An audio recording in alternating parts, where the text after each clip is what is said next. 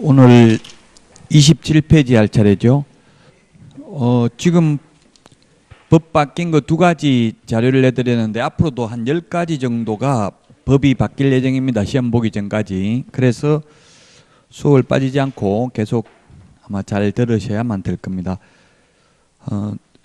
지금 그 상가 건물 임대차 보호법 시행령에 보면 서울에서 그 환산보증금 6억 1천만 원 이하인 경우만 보호되는데 이것도 지금 바뀔 예정입니다. 서울에서는 6억, 그 다음에 과밀억제권역은 6억 9천, 그 다음에 광역시는 5억 4천, 기타 지역은 3억 7천 이런 것으로 바뀔 예정입니다.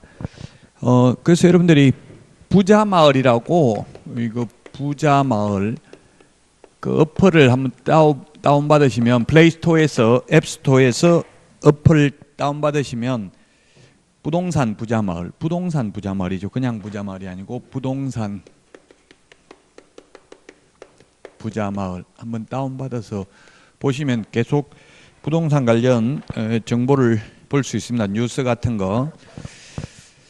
자, 그러면 오늘 27페이지 공인중개사 제도입니다. 지난 시간에 한 게 우리가 오늘 문제 내드렸습니다. 마지막 시간에 풀어보도록 하겠습니다. 지난주에 한 것 중에서는 용어 정의와 중개 대상물이 반드시 출제됩니다. 한 문제씩. 그리고 목적은 3, 4년에 한 번 정도 출제가 됩니다. 자, 그러면 오늘 공인중개사 제도 보도록 하겠습니다. 28페이지 맨 밑에 시험 시행기관입니다. 시험은 시도지사가 시행을 합니다. 동그라미 1번에 보니까 공인중개사가 되려는 자는 28페이지 맨 밑에서 6번째 줄입니다. 특별시장, 광역시장, 도지사, 특별자치도지사를 시도지사라고 줄여서 한다고 했죠. 그래서 세종 특별자치시의 경우에는 충청남도 도지사 명의로 자격증이 나갑니다. 우리 공인중개사법상 세종특별자치시는 시도가 아니라 시군구에 해당이 됩니다. 자, 원래 시도의사가 원칙적인 시험 시행기관이고요. 맨 밑에 동그라미 2번 국토교통부 장관은 공인중개사 자격시험 수준의 균형 유지 등을 위하여 필요하다고 인정하는 때에는 공인중개사 정책심의위원회의 의결을 미리 거쳐야 됩니다. 미리 메모하십시오. 미리 시험에 미리 거쳐야 되는데 사후에 거치면 된다. X로 출제됐습니다. 미리 의결을 거쳐서 직접 출제하거나 시험을 시행할 수 있습니다. 장관이. 근데 아직까지 30번 시험을 실시했지만 단 한 번도 장관이 시행한 적은 없습니다. 그러나 이론적으로는 실시할 수 있습니다. 29페이지 맨 위에 동그라미 3번을 보시면 따라서 여러분들이 불합격을 하게 되면 소송을 누구를 상대로 해야 되냐 하면 지금 현실적으로는 산업인력공단에 위탁이 돼 있기 때문에 산업인력공단에서 많이 주도를 하고 있죠. 출제 같은 걸. 그렇지만 시험에 나오면 불합격 취소해달라고 소송 제기하려면 시도의사를 대상으로 해야 됩니다. 산업인력공단 이사장을 대상으로 해도 안 되고 국토교통부 장관을 대상으로 해도 안 됩니다. 자, 그 다음에 양가로 2번 응시 자격입니다. 옛날에는 제가 시험 봤을 때는 만 20세 이상인 대한민국 국민에 하나에 응시할 수 있다고 돼 있었는데 지금은 나이 제한, 국적 제한, 학력 제한 아무런 제한이 없습니다. 다만 시험 못 보는 거는 오로지 2개밖에 없습니다. 동그라미 2번에 보면은 자격 취소되고 3년 미경과자입니다. 3년 메모하십시오. 자격 취소되고 3년 미경과자입니다. 그래서 우리 프린터 지난주에 내드린 프린터를 보면 핵심 비교 정리 프린터에 보면 3년은 제가 지금 암기하라는 게 아니라 한번 찾아서 자꾸 밑줄을 치놓으시면 기억이 오래 남겠죠. 46번 우리 핵심 비교 정리 프린터 46번에 보면은 동그라미 5번을 밑줄 치시면 동그라미 5번 자격 취소되고 3년 공인 결격 사유, 이 말은 그냥 줄였습니다. 공인중개사 될 수 없다 이 말입니다. 즉 시험 볼 수 없다는 뜻이에요. 자격 취소되고 3년 미경과자. 그 동그라미 2번에도 있죠. 동그라미 2번 46번 우리 핵심 비교정리 프린터 46번에 동그라미 2번 자격취소 3년 결격사유, 이 말은 개업 공인중개사 등의 결격사유라는 뜻입니다. 줄여져 있는데, 그래서 자격 취소되고 3년간은 자격증도 취득할 수 없고 취직도 안 되고 개업도 안 된다는 이야기입니다. 자격 취소되고 3년간은. 자, 그 다음에 부정행위하고 부정행위를 하면 무효 처분이 있은 날로부터 5년 미경과자는 시험 볼 수 없습니다. 5년 동그라미 하십시오. 다시 29페이지 우리 교과서 29페이지 동그라미 3번에 5년 네모하시고요. 예, 부정행위하면 5년입니다. 우리 핵심 비교 정리 프린트에는 5년이 몇 번에 있습니까? 5년이 41번 41번에 동그라미 1번 밑줄 쳐놓으십시오. 동그라미 1번 밑줄 치시고요. 자, 그래서 부정행위하면 5년간 시험 볼 수 없습니다. 무효 처분일로부터. 이 경우 시험 시행기관장은 지체 없이 이를 다른 시험 시행기관장에게 통보해야 된다. 왜냐하면 부정행위하면 다른 데 가서 시험 볼 수도 있기 때문에 다른 시도지사에게 통보를 해야 됩니다. 네, 공인중개사 시험만 못 봅니다. 나머지 시험은 상관없습니다. 자, 양가로 3번 시험 방법입니다. 시험은 1차 시험과 2차 시험으로 구분해서 시행을 합니다. 양가로 3번에 동그라미 1번, 동그라미 2번. 다만 시험을 시행하는 시험 시행기관의 장이 필요하다고 인정하는 때에는 1차 시험과 2차 시험을 구분하되 동시에 시행할 수 있으며 이 경우 시험 문제 출제는 1차 시험 방법에 의한다. 이 말이 무슨 말이냐면 시험 원래 1차는 조금 뒤에 바로 그 동그라미 3번을 먼저 읽어보면 알 수 있겠죠. 동그라미 3번에 보니까 1차 시험은 선택형을 원칙으로 하되 기입형을 가미할 수 있고 2차 시험은 논문형을 원칙으로 하되 기입형을 가미할 수 있는데 원칙이 다만 동그라미 2번에 그 다만에 예외에 있는 것처럼 1, 2차 같은 날 동시에 시행할 때는 2차 시험도 1차 시험 방법에 의한다. 즉 객관식으로 시험을 볼 수 있다는 이야기입니다. 그래서 1차 시험, 2차 시험이 구분되어 있음에도 불구하고 2차 시험을 객관식으로 보는 것은 공인중개사가 유일합니다. 주택관리사도 지금 우리 여기 학원에도 주택관리사 강의하고 있죠. 주택관리사도 2차 시험은 16문제가 주관식입니다. 40문제 중에서 같은 날 안 보기 때문에 그렇습니다. 따라서 여러분들이 같은 날 시험 보는 게 힘들다고 1, 2차를 분리하자고 주장을 하면 만약 분리하게 되면 2차는 주관식으로 봐야 됩니다. 그래서 힘들어도 하루 만에 다 보셔야만 되겠습니다. 동그라미 4번 2차 시험은 1차 시험에 합격한 자에 대하여 실시한다. 다만 1차 시험과 2차 시험을 동시에 시행하는 경우에 1차 시험에 불합격한 자의 2차 시험에 대해서는 이를 무효로 한다. 그러면 1차는 불합격하고 2차는 합격하면 2차 채점은 해요, 안 해요? 채점은 합니다. 그래서 1차 불합격해도 2차 몇 점 받았는지 알 수는 있어요. 점수는 나옵니다. 채점은 합니다. 무효기 때문에 효력이 없으니까 소용이 없습니다. 따라서 여러분들은 5월달 1차 모의고사 볼 때까지는 1차 위주로 예습 복습을 해야 돼요. 그래서 1차 점수가 모의고사 봐가지고 안 나와버리면 다 2차를 포기하거든요. 지금 우리나라에서 34만 명 원서 접수했다고 돼 있는데 실질적으로 20만 명입니다. 왜냐하면 1, 2차 같이 접수하면 2명으로 잡혀요. 그래서 실제 20만 명이 접수를 해서 시험 보러 가는 사람이 8만 명입니다. 2차까지 보는 분이. 그만큼 즉 3명 중에 2명은 중도에 포기한다는 이야기입니다. 2차를 1차만 본다는 이야기예요. 여러분이 그렇지 않으려면 어떻게 해야 되겠어요? 지금 1차를 열심히 공부해가지고 첫 모의고사에 한 30점 정도 나오면 되겠죠. 60점 넘게는 안 나와요. 모의고사 보통 17.5점 이 정도 나옵니다. 첫 모의고사 보면. 그래 아예 아무것도 모르고 시험 보면 한 40점 가까이 나와요. 근데 알고 보면 답만 대충 알면 대충 답만 피해가요. 그 정확하게 알든지 아예 모르든지 해야 돼요. 그 60점은 시험 보기 한 달 전에 봐도 60점 안 나와요. 다 60점 넘어버리면 교만해가지고 공부 안 하겠죠. 그래서 모의고사는 항상 점수를 잘 안 나오게 합니다. 그래야 공부를 하니까. 그래서 모의고사 받고 보고 충격받고 포기하려면 안 보는 게 좋고요. 포기만 안 하려면은 모의고사를 반드시 보셔야만 되겠죠. 자, 그 다음에 동그라미 5번입니다. 1차 시험에 합격한 자에 대하여는 다음 회의 시험에 한하여 1차 시험을 면제합니다. 다음 회의 밑줄 치십시오. 다음 회자 동그라미 하세요. 회의 시험에 한하여. 공인중개사법은 말장난이 좀 심합니다. 다음 해가 아니라 다음 회입니다. 다음 회.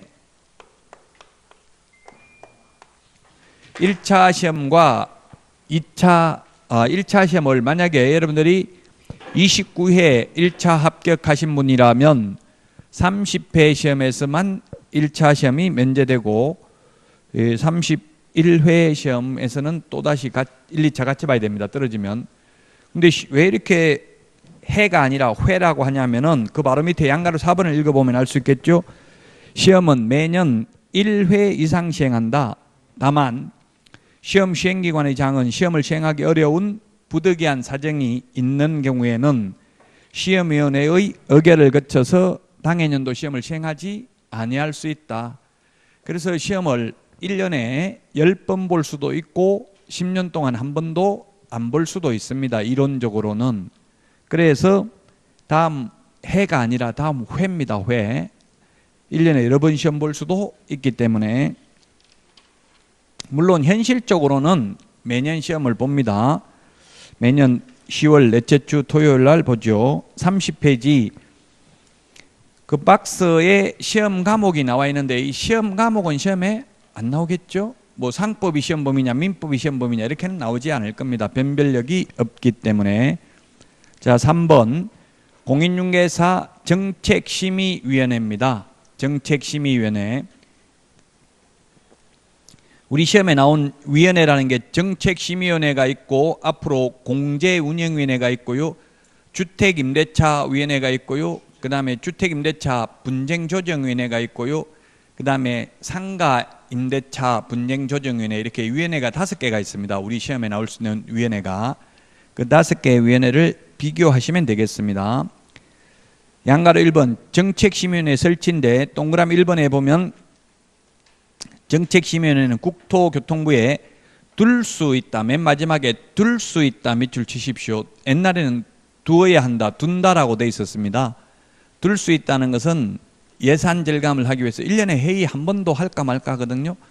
둔다라고 하면 사무실 하나 비워놔야 되고 직원도 있어야 되겠죠. 그래서 비용 절감을 위해서 둘 수 있다라고 되어 있습니다. 기억에, 그럼 뭘 심의하냐면 기억에 보니까 자격 취득에 관한 사항, 자격 취득에 관한 공인중개사 자격 취득에 관한 사항 밑줄 치시고요. 그 다음에 니은의 중개업 육성, 디귿 보수 변경에 관한 사항, 손해배상 책임 보장에 관한 사항입니다. 자, 그 다음에 동그라미 2번 심의위원회 구성 운영은 국토교통부령이 아니라 대통령령으로 정하고요. 그 다음에 3번 공인중개사 정책심의위원회에서 심의한 사항 중 자격 시험 등 공인중개사 자격 취득에 관한 사항의 경우에는 시도지사는 이에 따라야 된다. 즉 기억 미연 중에서 기억만 따라야 된다고요. 즉 다른 말로 하면 이거 시험에 출제됐어요. 아까 제가 자격 취득에 관한 사항 밑줄 치라고 했잖아요. 자격 취득에 관한 사항만 따라야 됩니다. 시험에는 어떻게 나왔냐면 중개 보수 변경에 관한 사항 따라야 된다 이렇게 나왔는데 X입니다. 중개 보수는 시도 조례로 다를 수가 있잖아요. 시도별로. 그래서 자격 취득에 관한 사항을 따라야 되는 이유가 뭐냐 하면 시도별로 시험 문제 난이도가 다르면 안 되죠. 시험 문제는 똑같이 출제해야 된다 이 말입니다. 쉽게 말하면 31페이지 지금 지난주까지 그 총칙은 어려웠는데요. 지금 공인중개사 제도 이거는 단순히 이 내용 자체만 기억하면 돼요. 논란의 여지는 없죠. 자, 31페이지 정책심의위원회는 위원장 1명 포함하여 7명 이상 11명 이하입니다. 모든 위원회, 모든 이런 것들은 전부 홀수해야 됩니다. 우리 국회의원도 299명이었는데 지금은 300명이죠. 중대한 흠결이 있어요. 만약 300명이면 300명 다 출석해서 150명 찬성, 150명 반대해버리면 민주적 정당성을 확보할 수가 없죠. 그 이번에 뭐 어디 있죠? 해외 연수 갔던 예천군 의원도 보니까 9명이라고 나와 있잖아요. 뉴스에 9명이라고 9명이라고 나와 있죠. 10명이면 안 된단 말이에요. 10명이면 5명 찬성 5명 반대해버리면 민주적 정당성을 확보할 수 없겠죠. 그래서 홀수로 하는 겁니다. 모든 위원회는. 자, 여기서 그래서 7명 이상 11명 이내의 위원으로 구성합니다. 제가 모든 위원회라고 했는데 안 그런 경우도 있어요. 원칙은 이게 홀수해야 됩니다. 안 그런 건 비정상적이죠. 짝수로 되어 있는 우리 국회의원 숫자 같은 경우는 7명 이상 11명 이내의 위원인데 동그라미 1번 그 맨 뒤에 1명 포함 네모하십시오. 포함. 위원장 1명 포함을 네모하시라고요. 제외하면 X입니다. 시험에 제외 이렇게 낸다고요. 위원장 포함해서 7명에서 11명이야지 만약에 제외한다면 위원장을 한 명 더 보태버리면 짝수가 되겠죠. 그래서 위원장 1명 포함해서 7명 이상 11명 이내입니다. 이번에 심의위원회 위원장은 국토교통부 제1차관이 되고 위원은 다음 어느 하나에 해당하는 사람 중에서 국토교통부 장관이 임명 위촉합니다. 국토교통부 장관 밑줄 치십시오. 위원장이 임명 위촉한다 하면 X입니다. 국토교통부 장관이 임명 위촉합니다. 그 구체적인 위원은 생략을 하고 맨 밑에 동그라미 3번 위 2번의 니연부터 2연까지 규정에 따른 위원의 임기는 2년으로 하되 위원의 사임 등으로 새로 위촉된 위원의 임기는 전임 위원의 남은 기간으로 하며 연임 제한 규정은 없다. 예, 그렇습니다. 즉 시험에는 모든 위원의 임기는 2년이라고 하면 X입니다. 기억하고 니은은 임기 제한이 없습니다. 기억하고 니은이 아니라 기억은 임기 제한이 없습니다. 기억만. 기억이 뭐냐면 공무원이에요. 공무원은 계속 그 보직을 받고 있으면 계속 위원이 될 수 있습니다. 공무원을 제외한 위원의 임기는 2년입니다. 그래서 시험에 모든 위원의 임기는 2년이다라고 하면 X입니다. 자, 그 다음에 위원의 제척, 기피, 회피가 있는데요. 자, 제척된다, 배제된다, 빠져야 된다. 그 청문회 하는 거 보니까 그런 거 청문위원들이 뭐 제척 운영위원회 하는 것도 보니까 제척 사유에 해당된다, 빠져야 된다 이런 거 주장하는 거 많이 봤습니다. 뭐 재판 받고 있는 사람이 법무부 그 국정감사 할 수 있냐, 뭐 예를 들면 제척 사유에 해당된다 이런 식으로 주장하는 거, 이 주로 판사들에게 많이 적용됩니다. 제척, 기피, 회피라는 게. 그럼 제척은 배제된다, 빠져야 되는 사유입니다. 기억을 하나 보면 시험에는 출제됐습니다. 위원 또는 그 배우자나 배우자이었던 사람이 해당 안건의 당사자가 되거나 안건 당사자와 공동권리자 또는 공동의무자인 경우, 즉 그 안건 당사자와 이해관계에 있는 위원은 그 심의위원회 회의에서 제척된다, 배제된다, 빠져야 된다 이 말입니다. 즉 아버지가 판사인데 아들이 피고인으로 오면 그 아버지는 그 재판에서 빠져야 되죠. 제척 사유에 해당됩니다. 그게 제척입니다. 자, 그 다음에 32페이지.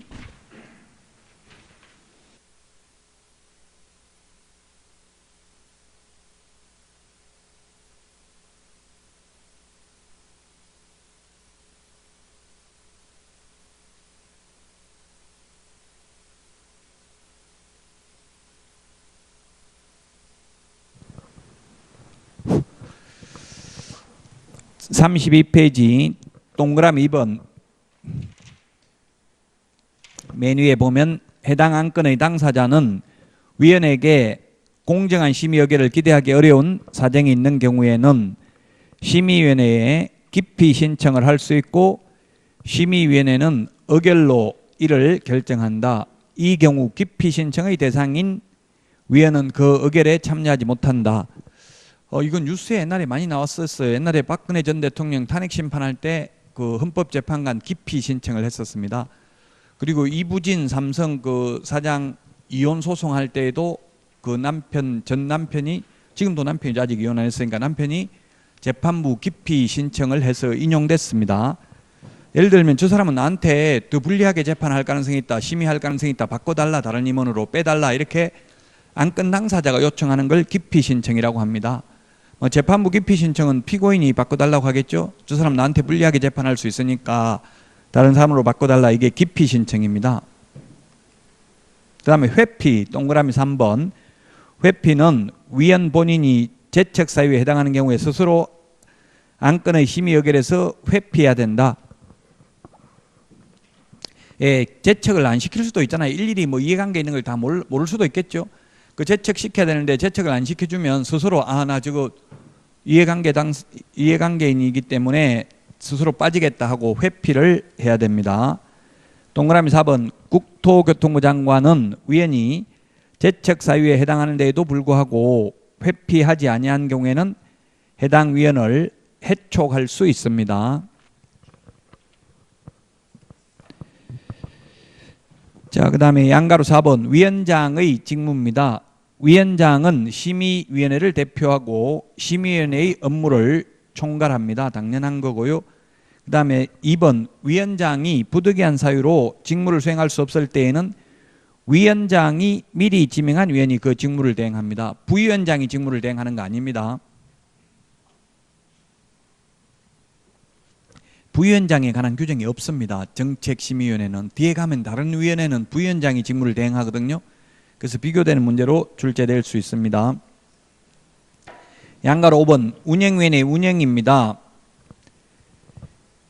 동그라미 3번. 위원장은 심의위원회 회의를 소집하려면 회의 개최 7일 전까지 당사자에게 통보해야 됩니다. 부득이한 사유가 있는 경우는 회의 개최 전날까지 통보할 수 있습니다. 우리 프린터 내드린 거 핵심 비교 정리 프린터 39번에 보면은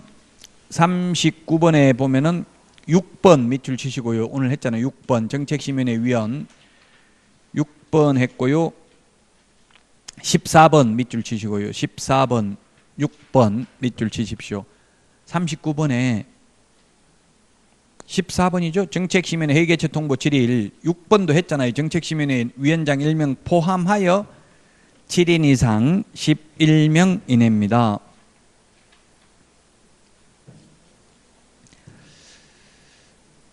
자, 그 다음에 33페이지 시험 출제 보겠습니다. 4번에 시험 출제. 동그라미 1번 시험 시행기관장. 시험 시행기관장이 시도지사라고 했어요. 원칙. 시험 시행기관의 장은 부동산 중개업무 및 관련 분야에 관한 학식과 경험이 풍부한 자 중에서 시험 문제 출제, 선정, 검토 및 채점을 담당할 자 이하 출제위원이라고 하는데, 즉 출제위원을 임명 위촉한다.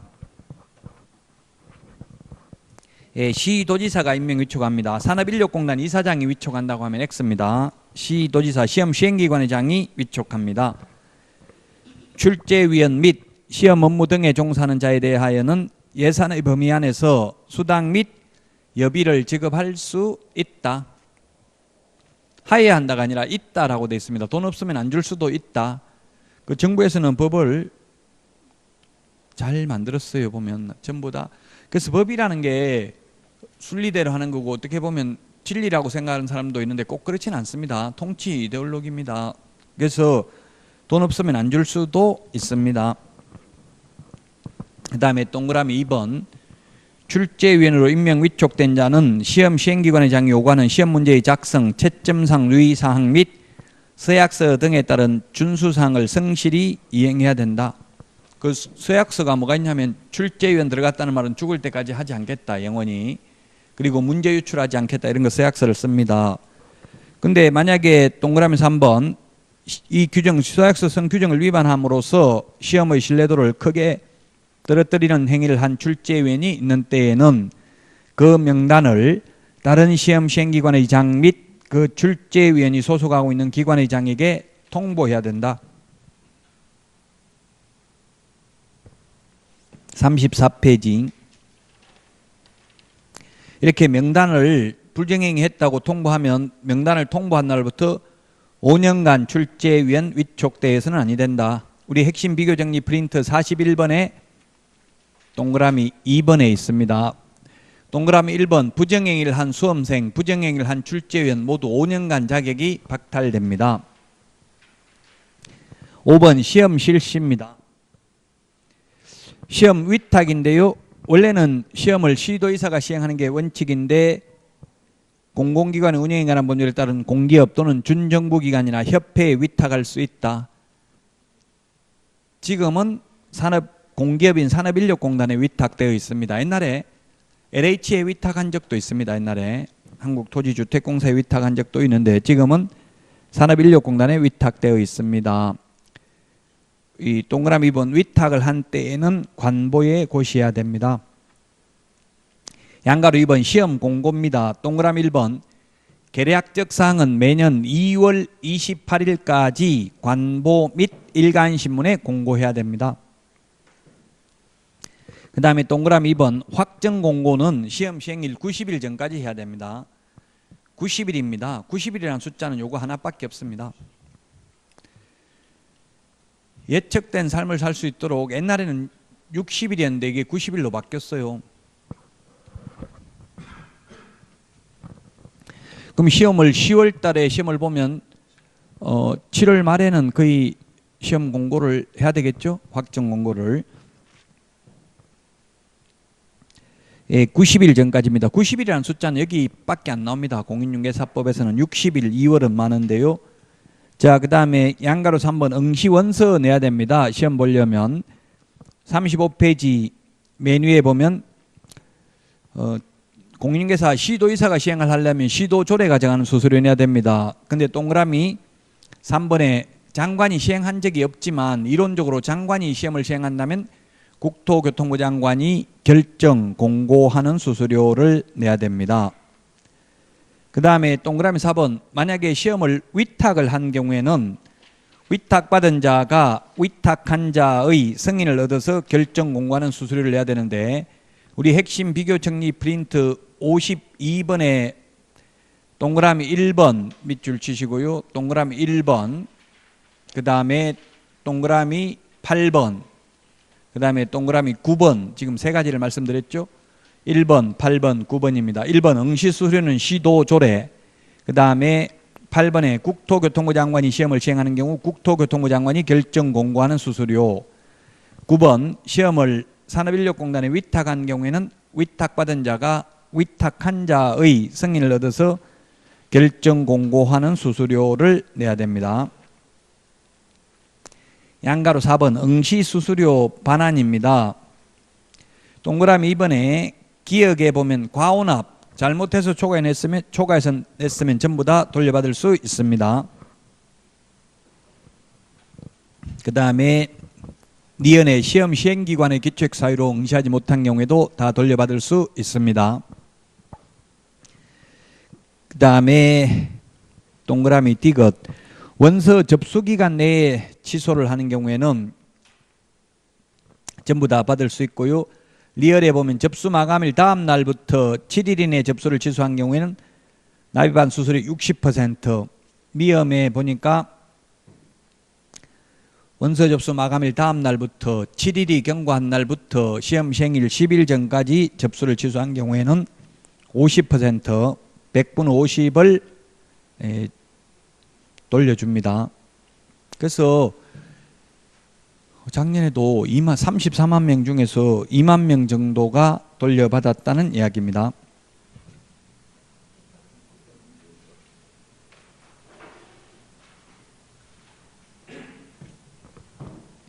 자, 7일, 숫자 7일 39번에 동그라미 8번, 39번에 동그라미 8번, 동그라미 9번 밑줄 치놓으십시오. 일단 밑줄만 치놓으시고요. 나중에 시험 보기 전까지만 기억하면 됩니다. 자, 그 다음에 6번 합격자 결정입니다. 합격자 결정. 합격자 결정을 보면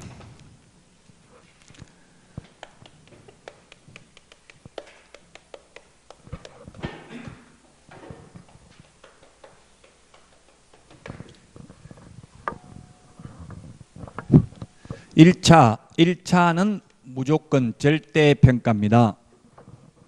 1차는 절대평가. 절대평가라는 것은 40점 밑으로 과락 없이 평균 60점 이상이면 무조건 합격입니다. 1차는 항상 절대평가입니다. 근데 2차는 세 가지가 있습니다. 2차는 2차는 원칙은 절대평가입니다. 2차도. 근데 예외는 2차는 예외가 상대평가할 수도 있고요. 상대평가할 수 있습니다. 그 다음에 두 번째 상대평가할 수 있고 최저 선발 인원 또는 최저 선발 비율을 공고할 수 있습니다. 자, 상대평가는 2회부터 9회 때까지 상대평가를 했었습니다. 그래서 만약에 10,000명 선발한다 하면은 10,000등까지만 뽑는 거죠. 물론 40점은 넘어야 됩니다. 40점이 안 되면 아무리 이 상대평가를 하더라도 합격할 수 없습니다. 과락이 나오면. 그 다음에 최소 선발 인원, 최저라는 것보다 최소라는 표현을 쓰고 있죠. 최소 선발 인원이나 최소 선발 비율이 있는데 올해 최소 10,000명 뽑는다. 올해 최소 20%는 2차 응시자 대비 20%는 선발한다. 이렇게 하면은 최대는 없죠. 최소만 있기 때문에 만약 60점 이상이 20,000명 나왔으면 20,000명 다 합격입니다. 최소만 규정하고 있습니다. 근데 아직까지 현실적으로 이거 최소 선발 인원이나 최소 선발 비율을 공고한 적은 없고요. 한 번도. 상대평가는 2회부터 9회 때까지 했었습니다. 그래서 뭐 앞으로는 상대평가 할 가능성을 배제할 수 없는데 국토부에서는 상대평가를 한다면 최소한 유예기간을 5년 이상 두겠다 이렇게 말하고 있습니다. 지금 협회 회장 선거를 했는데 회장 공약이 상대평가 관철 이렇게 돼 있더라고요. 국토부하고 업무 협의를 합니다. 공무원들도 뭐 함부로 이게 그 유관단체를 마음대로 못하니까 협의를, 저도 정책협의회에 참석해 봤는데 협회에서는 당연히 상대평가 하자고 주장합니다. 그럼 국토부는 알았다, 검토해 보겠다, 한다는 게 아니라 검토해 보겠다 이렇게 말하면, 검토해 본다는 거는 꼭 한다는 뜻은 아니에요. 그럼 무조건 안 한다 이러면 또 거기서 막 반발하고 욕하고 그러니까 검토해 보겠다 이렇게 해요. 그래서 연세 드신 분들은 5년 안에는 따시라 이렇게 국토부에서는 이야기하고 있어요. 최소한 5년 후부터 상대평가가 될 수도 있습니다. 36페이지 그 박스에 있는 게 이때까지 했던 내용을 다시 정리해 놓은 것들입니다. 자, 그 다음에 7번 합격자 공고와 자격증 교부인데요. 합격자 공고일로부터 1월 이내에 자격증 줍니다. 우리 45번 핵심 비교 정리 프린트 45번에 1번 밑줄 치놓으세요. 자격증 교부 합격자 공고일로부터 1월 이내입니다. 1월 30일이 아니고 1월입니다. 그래서 법무부에서는 1월, 2월, 3월 이런 말 하지 말고 30일, 60일, 90일로 해달라, 법을 만들 때 하라고 권고는 합니다. 왜냐하면 1월은 좀 불합리한 숫자잖아요. 28일도 있고 29일도 있고 31일도 있고 다 다르죠. 그래서 30일 이렇게 하는 게 바람직한데 시험에 만약에 1월 이내인데 30일 이내 이렇게 나오면 X입니다. 법조문 있는 그대로 대답해야 됩니다. 37페이지 메뉴에 동그라미 2번 자격증 분실 회속 못 쓰게 된 경우에는 교부한 시도이사에게 재교부 신청을 할 수 있습니다. 동그라미 3번에 보니까 교부한 시도이사에게입니다. 자, 그래서 우리 핵심 비교 정리 프린터 54번 맨 밑에 54번 맨 밑에 동그라미 7번까지 있는데요. 전부 다 교부한 시도지사인데 6번, 7번 청문과 의견 진술기에만 사무소 관할 시도지사라고 돼 있죠. 밑줄 치놓으세요. 54번 핵심 비교 정리 형광펜 같은 거 색깔 있는 걸로 한번 색칠해 놔 보세요. 나중에 보면 벌겋게 프린터가 다 돼 있으면 이거 내가 언제 봤지 이런 느낌이 들 거예요. 청문과 의견 진술만 사무소 관할 시도이사고 나머지는 전부 교부한 시도이사입니다. 교부한 시도이사에게 재교부 신청할 수 있다. 교부도 안 한 사람한테 재교부 해달라고 하면 내가 준 적이 없는데 뭘 재교부 해달라고 하냐 이렇게 하겠죠. 그래서 교부한 시도이사에게 재교부 신청할 수 있고요. 동그라미 4번 자격증 교부대장은 전자적 처리가 불가능한 특별한 사유가 없으면 전자적 처리가 가능한 방법으로 작성 관리하여야 합니다. 그래서 자격증 이제 사본 제출할 필요가 없잖아요. 다 전산화되어 있기 때문에. 그래서 어떤 분이 이런 질문을 하더라고요. 자격증 따가지고 자격증 없다 하고 보조원으로 취직해서 근무해도 되지요? 묻던데 돼요, 안 돼요? 원칙적으로 안 됩니다. 왜냐하면 고용신고를 하면 주민등록번호를 적어야 되거든요. 주민등록번호 적으면 다 뜬다고 자격증 딴 게. 원칙적으로는 안 됩니다. 8번 부정행위자에 대한 조치입니다. 앞에서도 했는데 시험 부정행위 하면 무효로 하고 5년간 시험 볼 수 없습니다. 무효 처분을 한 날로부터 5년간 시험 볼 수 없다. 그 다음에 자격 취소되면 3년간 시험 볼 수 없다. 앞에서도 했고요. 그 다음에 자격증 양도, 대여 등의 금지입니다. 자격증, 등록증 모두 양도, 대여하면 안 됩니다. 양도, 대여한 자, 양도, 대여한 자, 양수, 대여받은 자,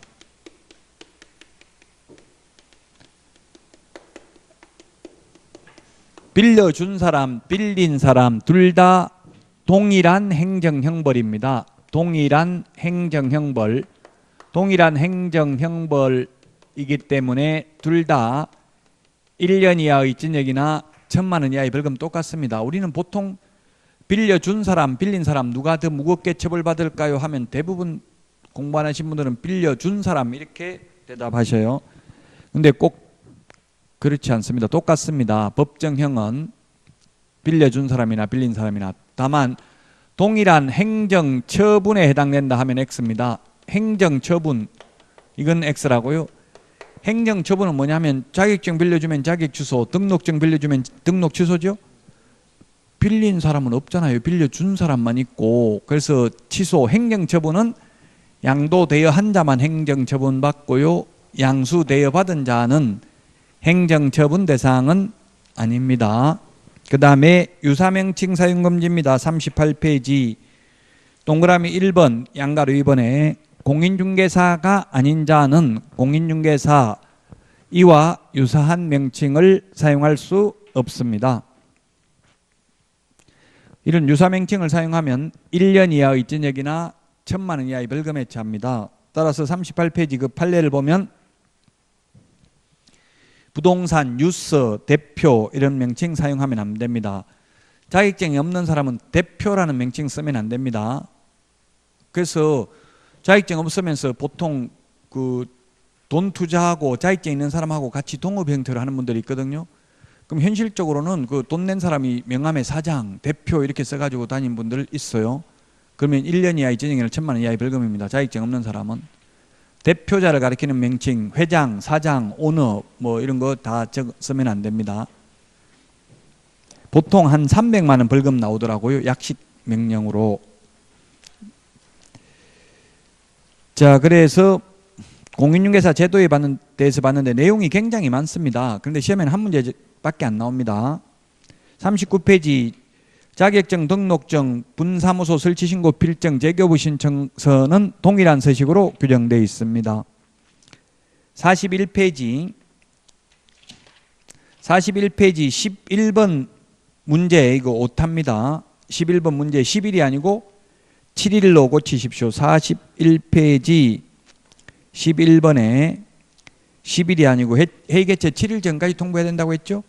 부득이한 사유가 있는 경우에는 하루 전날까지 통보할 수 있습니다. 그래서 7일로 고치셔야 되겠습니다. 만약에 11번을 5로 하려면 11월 7일로 고쳐주십시오. 자, 여기까지 하고 쉬었다가 42페이지 이제 여기서부터 중요합니다. 중개사무소 개설 등록 결격 사유. 이제 본격적으로 중요한 건 여기서부터입니다. 공인중개사 제도는 왜냐하면 여러분들도 다 알고 오셨잖아요. 60점 넘어야 합격한다. 이런 거는 변별력이 없기 때문에 많이 출제하지 않는다는 이야기입니다. 42페이지부터 쉬었다가 하겠습니다.